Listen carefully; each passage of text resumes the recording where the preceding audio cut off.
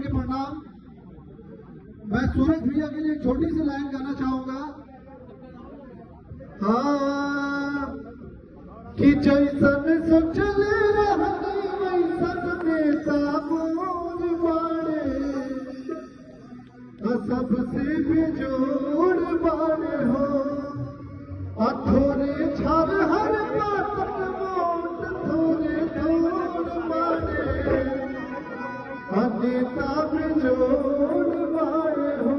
भैया हो आते हैं कि जैसन सोचले रहनी